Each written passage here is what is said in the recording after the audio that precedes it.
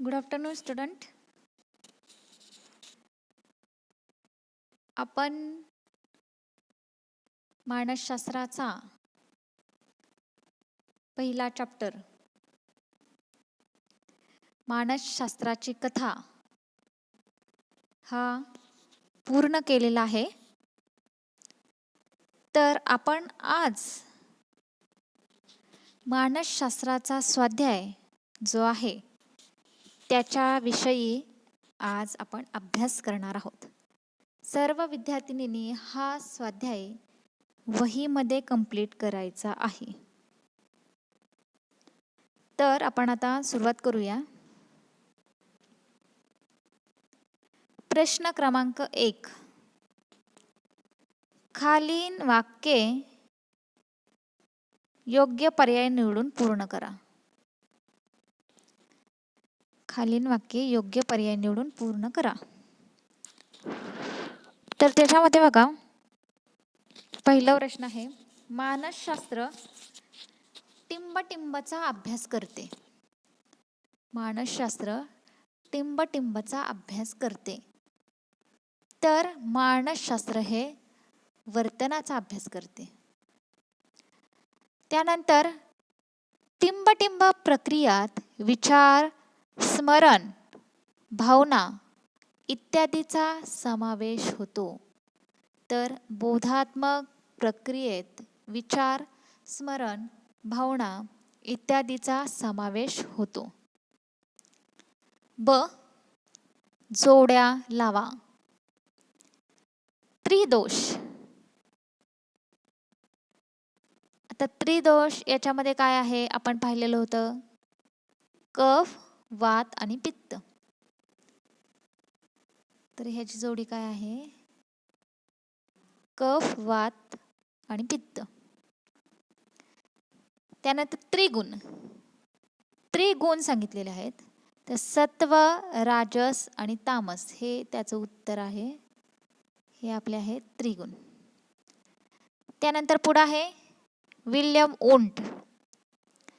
तर William won't यांनी काय केलेले आहे, मानसशास्त्राची प्रथम प्रयोगशाळा काढलेली आहे.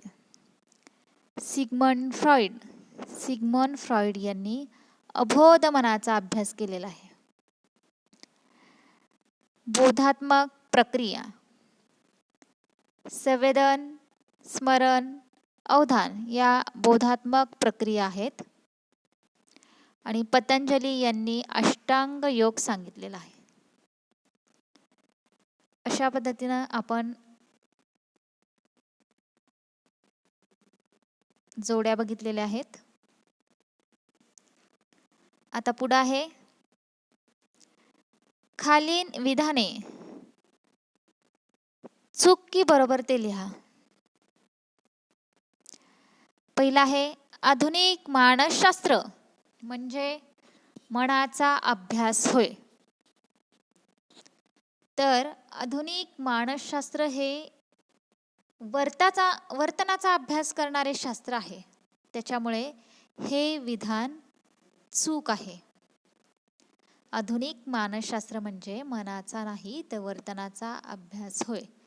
त्यानंतर सर्वप्रथम मानसिक रुग्णालय भारतात मुंबईत स्थापन झाले आहे. तर हे विधान देखील चूक आहे, कारण आपल्याला याचा संदर्भ कुठंच पाहायला मिळालेला नाही. तर पुढचा प्रश्न आहे, मानसशास्त्र हे एक औपचारिक शास्त्र म्हणून प्रस्थापित होईपर्यंत मानसिक प्रक्रियांचा अभ्यास होत नव्हता. तर बरोबर आहे, जोपर्यंत औपचारिक म्हणजे मानसशास्त्राची प्रयोगशाळा सुरू केली तेव्हाच मानसशास्त्राचा मानसिक प्रक्रियांचा अभ्यास होत होता. कारण सुरुवातीला अभ्यास फक्त मानवी मनाचा, आत्म्याचा अभ्यास होत होता. त्याच्यामुळे हे विधान जे आहे ते बरोबर आहे. त्यानंतर पुढे आहे, डॉक्टर सिग्मंड फ्रॉइड यांनी अबोध मनाची संकल्पना मांडली. तर हे विधान देखील बरोबर आहे. नियंत्रण, आता हा आपल्याला प्रश्नच नाहीये त्याच्यामुळे आपण तो काय बघत नाहीये. पुढचा प्रश्न घ्या. वेगळा घटक ओळखा व तुमच्या उत्तराचे कारण सांगा. आत्मा, मन, भावना, बोधनिक वर्तन.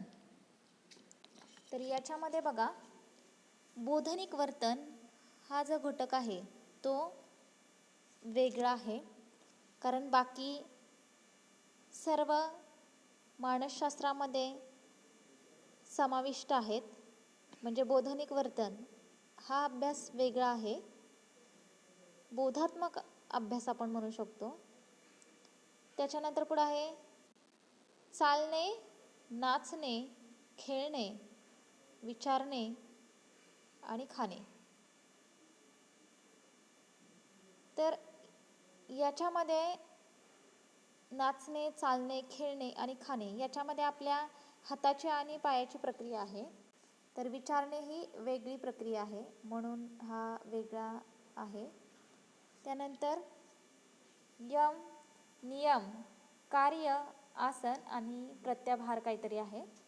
तर याच्यामध्ये वेगळा शब्द आहे कार्य, कारण आपल्या अष्टांग योगामध्ये आपले 8 काय सांगितलेलं आहे, यम, नियम, आसन, प्रत्यायाम, प्रत्याहार, धारणा, ध्यान आणि समाधी हे घटक सांगितलेले आहेत. त्यानंतर भावना, स्मरण, अवधार आणि संवेदन. तर याच्यामध्ये बघा मानसिक प्रक्रिया, तर याच्यामध्ये जो घटक आहे तो स्मरण हा घटक वेगळा आहे. पुढचा प्रश्न आहे खालील तक्ता पूर्ण करा. आत्मा, तर आत्मा म्हणजे काय आहे, अमूर्त.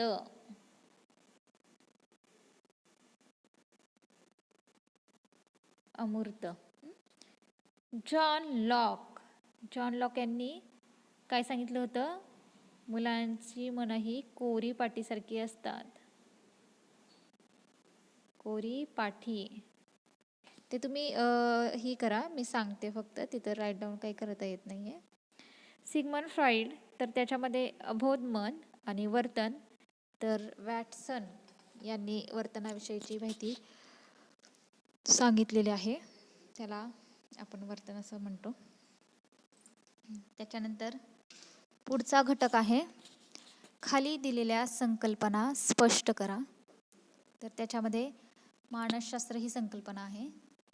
तर त्याच्यामध्ये आपण काय काय लिहिणार आहे, तर मानसशास्त्र म्हणजे मानवी वर्तनाचा आणि मानसिक प्रक्रियांचा शास्त्रशुद्ध अभ्यास होय.